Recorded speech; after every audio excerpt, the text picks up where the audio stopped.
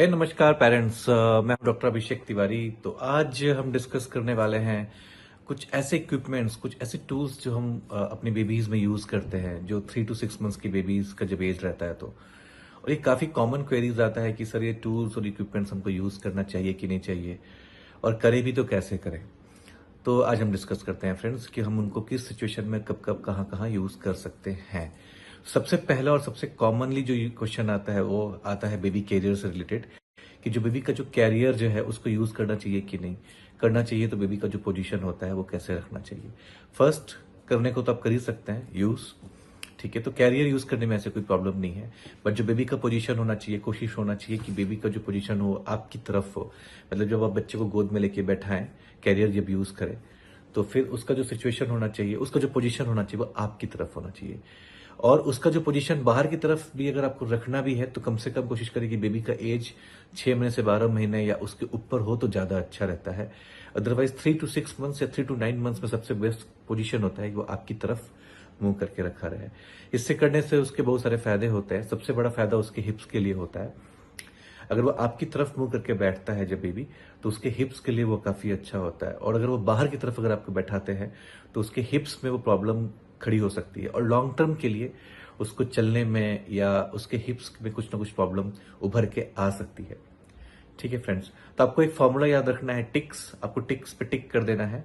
Ticks का मतलब ये हो गया है कि towards you, T for towards you, ठीक है। वो आपकी तरफ रहे और टाइट रहना चाहिए, ठीक है। मतलब उसका जो आप कैरियर जो आप यूज करें तो आपके साथ जब उसको अटैच करें तो काफी टाइट रहना चाहिए।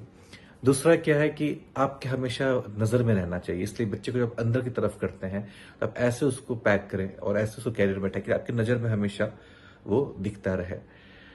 सी, टिक्स में TIC, सी का मतलब है क्लोज टू, इतना क्लोज कि ताकि आप उसको किस कर सकते हैं, क्लोज इनफ टू किस। आप उसके माथे को चूम सके, इतना दूर होना चाहिए कि आप उसके माथे को चूम सके, ठीक है। और जो के है, तो आपको इसको याद रखना है कि आपके छाती पे उसका चिन्ह आना चाहिए। तो टिक्स में TICK, तो keep chin of the chest, मतलब बेबी का जो चिन्ह है वो आपके छाती पे रहना चाहिए, ठीक है। और S, सपोर्ट टू चेस्ट, ठीक है। बच्चे का जो छाती है आपकी छाती पे उसको पूरा सपोर्ट उसको मिल जाना चाहिए। कुल मिला के आपको बस इतना ध्यान देना है कि बच्चे का जो पोजीशन रहे आपकी तरफ रहे। अगर उसको बाहर रखना भी है तो काफी मोमेंटरली रखेंगे। अच्छा, बाहर रखने के मैंने एक साइड इफेक्ट आपको बताया कि उसके हिप्स में प्रॉब्लम हो सकता है। दूसरा साइड इफेक्ट है कि बच्चा अगर बाहर की तरफ बैठा रहता है तो समटाइम्स, स्पेशली 4 से 5 महीने के पहले, उसके कभी कभी उसके सिंस यहाँ पे कंट्रोल नहीं होता तो वो अपना माथा सामने की तरफ कभी कभी ऐसे करके चला आता है। इसकी वजह से क्या होता है कि उसका जो एयरवे है, जो उसका जो पाइप है, वो कोलैप्स कर सकता है और उससे कभी कभी अस्फिक्सिया हो जाता है। अस्फिक्सिया मतलब कि ऑक्सीजन की कमी हो जाती है। इसलिए बच्चे को सामने की तरफ तभी बैठाएं जब बच्चा 6 महीने के ऊपर हो जाए, और टेम्पोरली और मोमेंटरली बैठे हैं ताकि बच्चे को थोड़ा अच्छा लगता है। उसके विजन जो होता है ना काफी इंप्रूव हो जाती है 6 मंथ्स होते होते। तो वो उसको वो ज्यादा फन लव जो होता है ना उसके लिए सामने बैठ के ज्यादा मजा आता है। बट ओवरऑल लॉन्ग टर्म के लिए अगर देखा जाए तो वो इनवर्स मूव करके बैठे तो वो ज्यादा अच्छा ऑप्शन रहता है। दूसरा एक डिवाइस जो काफी कॉमनली यूज होता है और लोग पूछते भी हैं, वो है व्हाइट नॉइज डिवाइस, ये व्हाइट नॉइज साउंड सिस्टम। जो व्हाइट नॉइज जो मशीन है, जो डिवाइस है ना, आप ऑनलाइन अगर आप सर्च करेंगे तो आपको ये काफी इजीली मिल जाएगा। उसके बारे में काफी चर्चा रहता है, सर उसको यूज करे कि नहीं करे। उसका एक एडवांटेज ये मिलता है कि बच्चा काफी आराम से सो पाता है जब उसको यूज करते हैं। तो उसमें कंटिन्यूअस एक आवाज आती है और बाहर से जो आवाज होते हैं उसको वो निगेट कर देता है। उसका एडवांटेज तो मिलता है, बच्चा काफी आराम से सो पाता है। बट आपको ध्यान देना है कि जब भी आप उसको यूज करें तो कुछ पॉइंट्स आपको ख्याल रखना है। पहला, आप बच्चे के बेड के पास एकदम उसको यूज नहीं करेंगे। कम से कम आप इतनी दूरी मेंटेन करेंगे, शायद हो सके तो दरवाजे पे, और या फिर उसका जो आवाज है, उसके आवाज को आप रेगुलेट कर सकिए कि जो आवाज आ रही है उसके जो वॉल्यूम है वो 50 से 60 डेसिबल से ऊपर ना हो, ठीक है। तो दूरी थोड़ी मेंटेन करें। दूसरा है कि 50-60 से डेसिबल से ऊपर वो ना हो। तो आप उसका डेसिबल कितना जा रहा है, आप अपने फोन में आप ऐप डाउनलोड कर सकते हैं कि कितने डेसिबल का उसका वो साउंड जा रहा है। तो आप कोशिश करें कि 50-60 के नीचे उसका तो साउंड सिस्टम, उसका वो जो आवाज निकाल रहा है वो उसके नीचे रहना चाहिए। कभी कभी वो अगर बहुत ज्यादा यूज हो जाता है या फिर बहुत करीब करीब होता है बच्चे के, तो कुछ लॉन्ग टर्म के प्रॉब्लम्स हो सकते हैं। ध्यान दीजिएगा फ्रेंड्स, आज मैं जो इक्विपमेंट्स आपके साथ डिस्कस करने वाला हूँ उसमें लॉन्ग टर्म्स के जो प्रॉब्लम्स होते हैं, कॉम्प्लिकेशन होते हैं, उसको ध्यान में रख के मैंने डिस्कस किया है। क्यों? बिकॉज फ्रेंड्स क्या होता है कि जो शॉर्ट टर्म कॉम्प्लिकेशंस होते हैं, प्रॉब्लम होते हैं, हमें तुरंत दिख जाता है और हम तुरंत एक्शन ले पाते हैं, राइट। इसको हमको इस बात पे ध्यान देना है कि जो अभी जैसे मैंने कैरियर पे यूज किया, अगर आप उसको बाहर की तरफ मुंह करके बैठाते हैं तो लॉन्ग टर्म के लिए उसकी हिप्स से प्रॉब्लम होती है, और वो प्रॉब्लम आपको 1 महीने 2 महीने या 6 महीने बाद नहीं समझ में आता, वो समझ में आता है 4-5 साल की एज के बाद, और वो तब तक काफी लेट हो जाता है।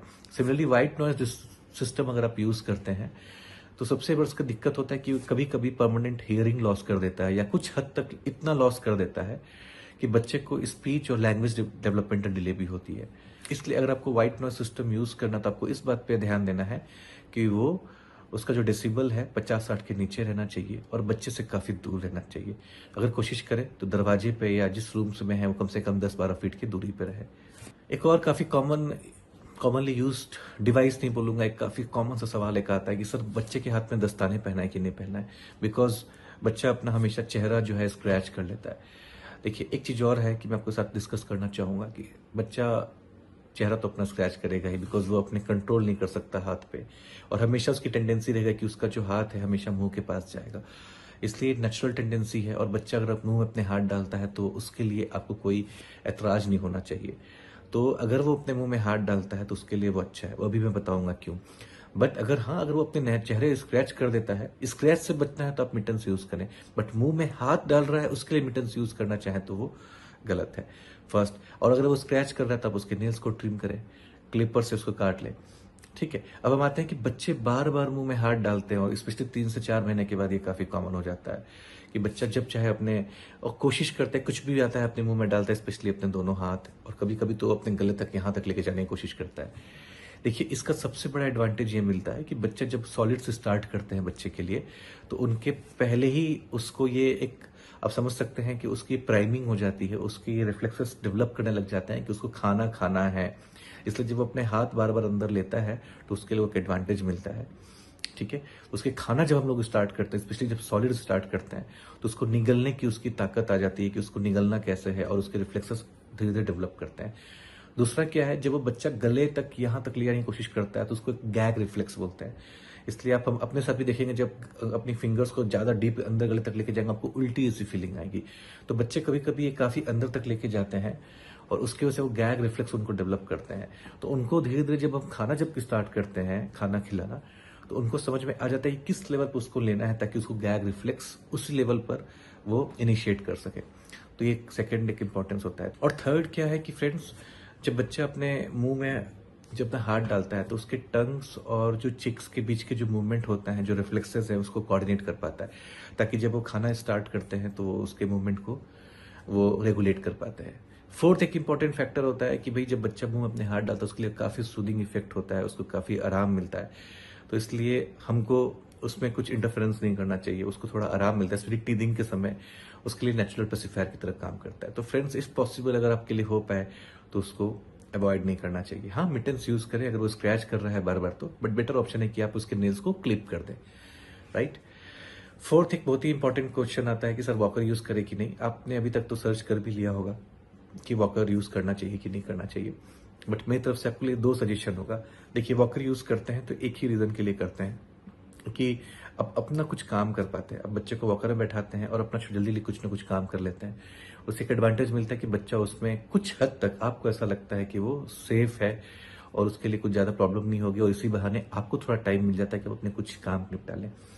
ये प्रैक्टिकल दुनिया में देखा जाए तो हाँ इसके लिए आप यूज कर सकते हैं वॉकर यूज करना है तो, बट लॉन्ग टर्म के लिए वॉकर यूज करने से उसके मसल्स और स्पेशली कमर के मसल्स और हिप के मसल्स काफी कमजोर हो जाएंगे। इस बात पे प्लीज ध्यान दीजिए कि उसको इफ पॉसिबल लॉन्ग टर्म के लिए अगर ध्यान दें तो ये प्रॉब्लमेटिक होता है और उसको अवॉइड करना चाहिए। शॉर्ट टर्म में सबसे बड़ा प्रॉब्लम होता है कि अगर बच्चा जब वॉकर से गिरता है तो यूजली वो सामने की तरफ गिरता है और उसके इस हिस्से में चोट लगने की ज्यादा चांस रहती है, और इसलिए कभी कभी उसके चेहरे पे परमानेंट कुछ चेंजेस भी आने के आसार है। तो इसलिए कोशिश करना चाहिए कि अगर वॉकर आप अवॉइड करें तो बहुत अच्छा है, और स्पेशली शॉर्ट टर्म नहीं तो आप लॉन्ग टर्म के लिए ही सही आप इस बात पे जरूर ध्यान दें कि आपके साथ जो आज मैंने चारों डिवाइसेस डिस्कस किया, जैसे कि कैरियर, व्हाइट नॉइज सिस्टम, जो मिटन्स यूज करते हैं, और जो फोर्थ जो वॉकर है, तो लॉन्ग टर्म के लिए अगर आपको सोचना चाहिए तो इफ पॉसिबल इन चारों को तभी यूज करें जब वो इंडिकेटेड है और सही तरीके से इस्तेमाल करें। स्पेशली वॉकर को तो इसमें कहीं से भी इंडिकेशन नहीं बनता है कि आप उसको यूज करें। ठीक है फ्रेंड्स, आई होप कि आपको ये वीडियो पसंद आया होगा। अगर आपको पसंद आया है तो प्लीज लाइक करें और शेयर करें, और नीचे कमेंट में जरूर मेंशन करें कि आपको किस टॉपिक पे वीडियो चाहिए, स्पेशली अगर आपका बेबी 3 to 9 मंथ्स के बीच में है तो। तब तक के लिए फ्रेंड्स अपना ख्याल रखें और टेक केयर।